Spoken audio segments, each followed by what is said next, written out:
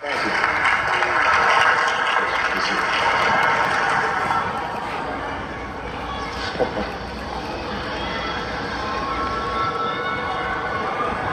Thank you.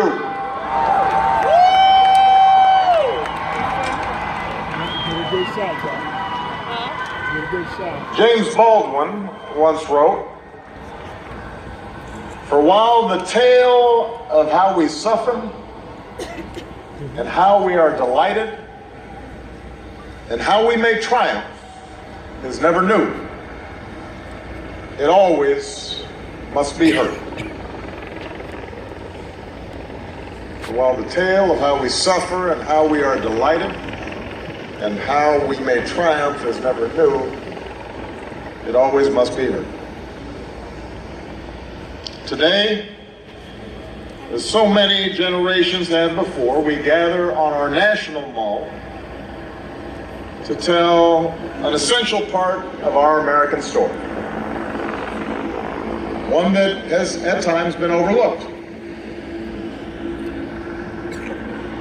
We come not just for today, but for all time. President and Mrs. Bush, President Clinton, Vice President Dr. Biden, Chief Justice Roberts, Secretary Skorton, Reverend Butts, distinguished guests, thank you.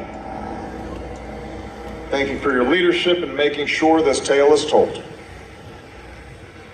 We're here in part because of you and because of all those Americans.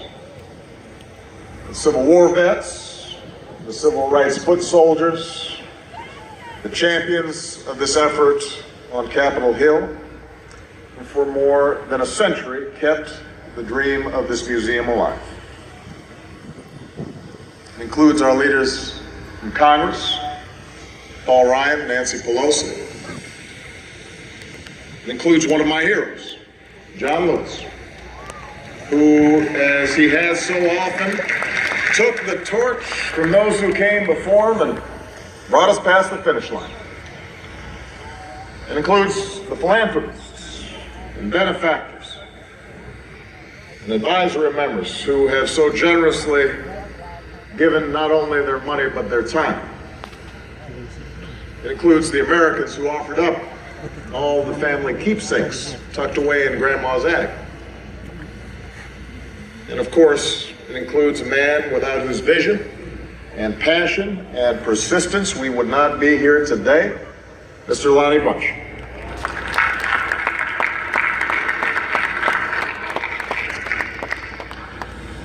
What we can see of this building, the towering glass, the artistry of the metalwork, is surely a sight to behold.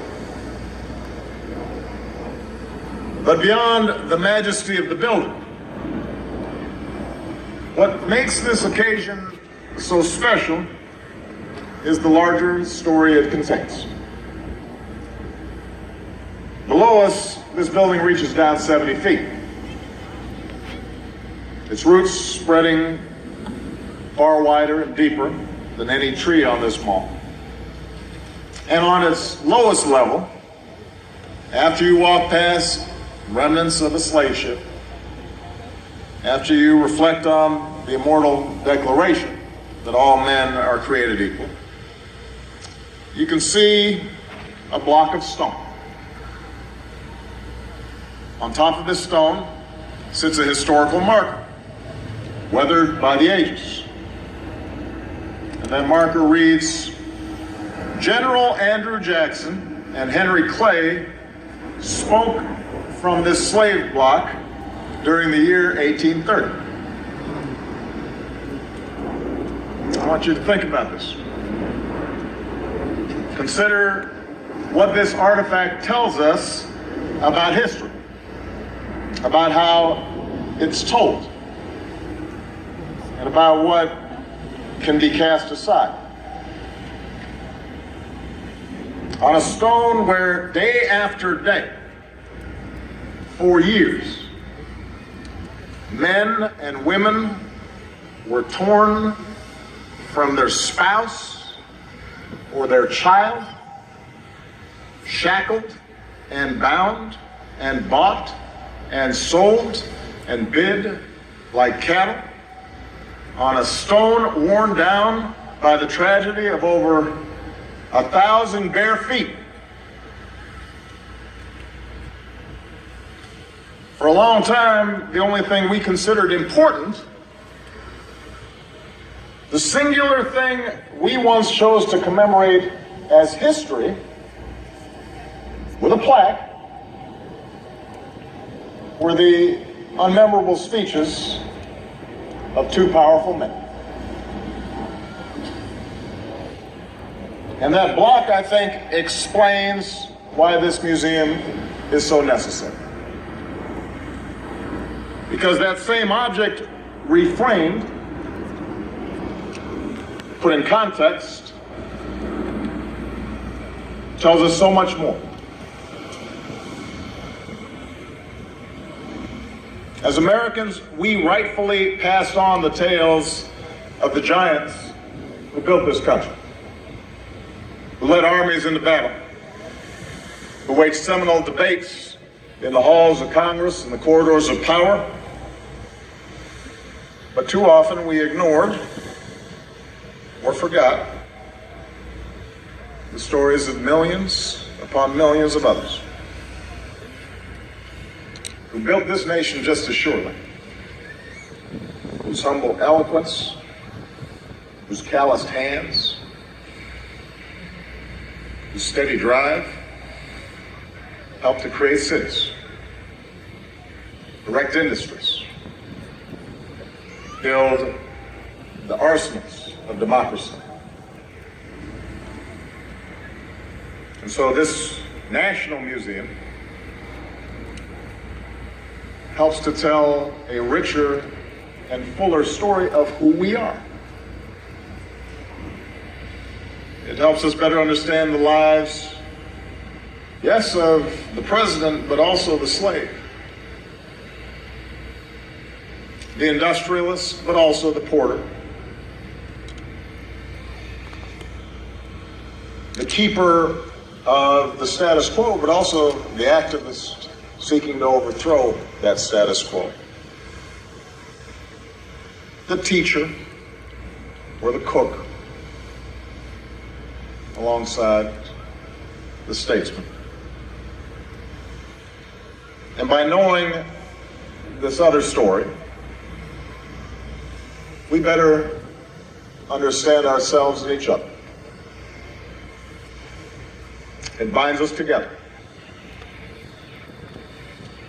It reaffirms that all of us are American. That African American history is not somehow separate from our larger American story. It's not the underside of the American story. It is central to the American story. That our glory derives not just from our most obvious triumphs, but how we wrested triumph from tragedy, and how we've been able to remake ourselves again and again and again in accordance with our highest ideals. I too am American. The great historian John Hope Franklin, who helped to get this museum started, once said, "Good history is a good foundation for a better present and future."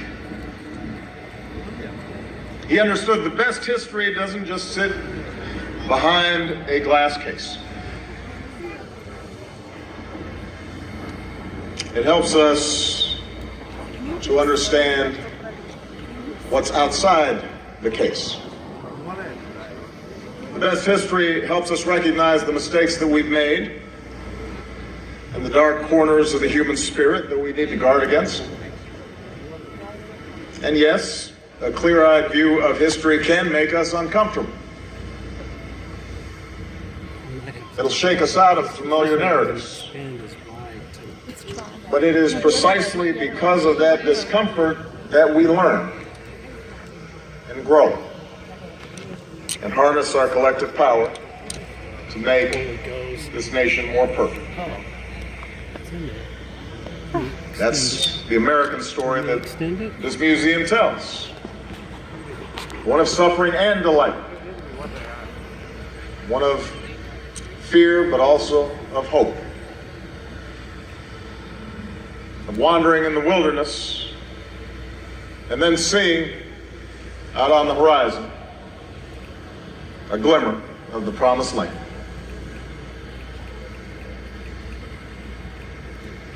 It is in this embrace of truth, as best as we can know it, in the celebration of the entire American experience, where real patriotism lies.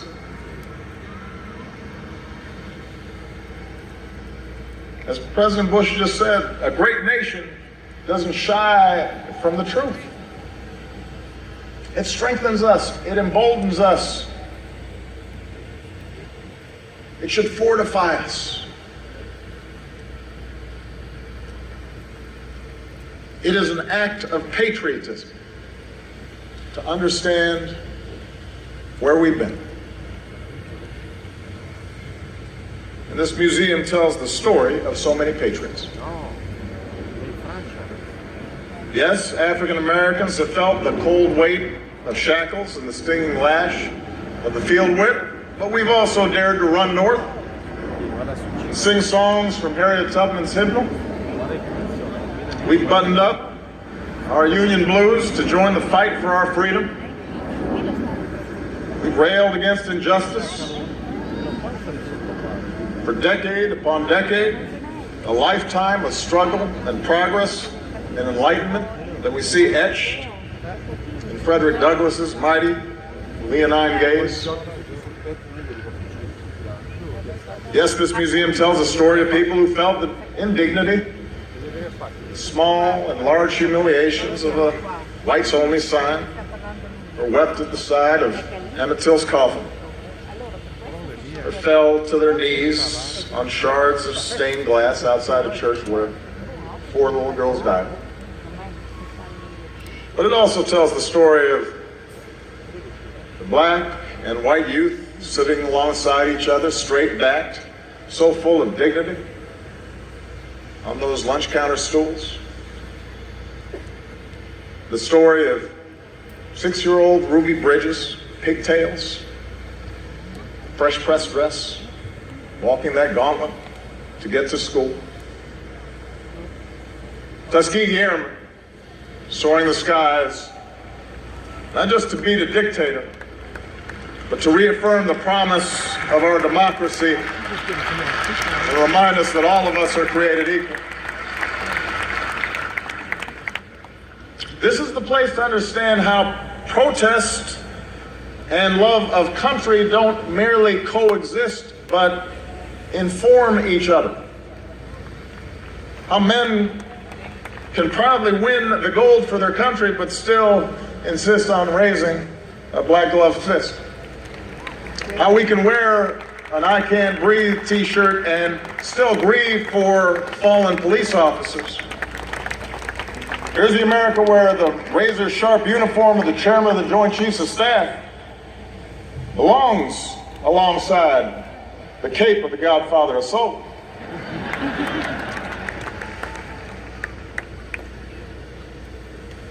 We have shown the world we can float like butterflies and sting like bees. That we can rocket into space like Mae Jemison, steal home like Jackie, rock like Jimmy, stir the pot like Richard Pryor. And we can be sick and tired of being sick and tired like Fannie Lou Hamer, and still rock steady like Aretha Franklin.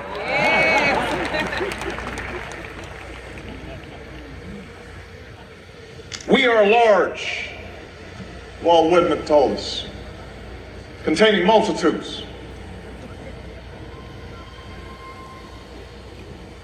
We are large, containing multitudes, full of contradictions. That's America. That's what makes us go. That's what makes us extraordinary.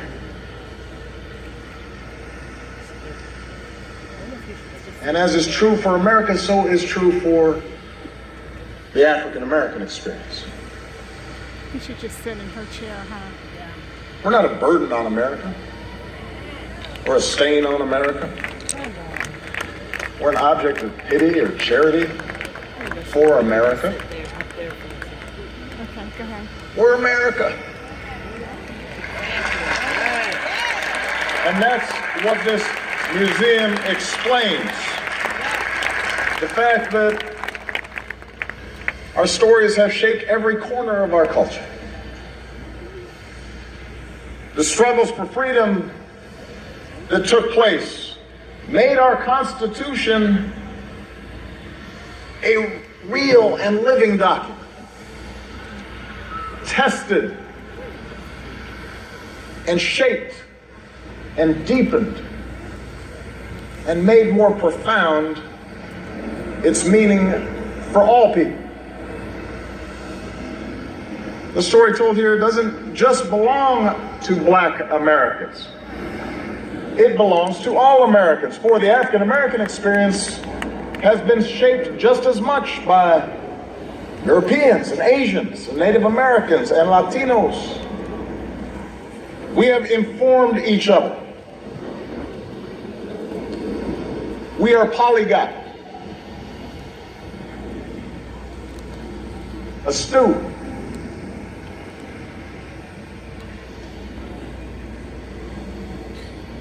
Scripture promised that if we lift up the oppressed, then our light will rise in the darkness, and our night will become like the noonday.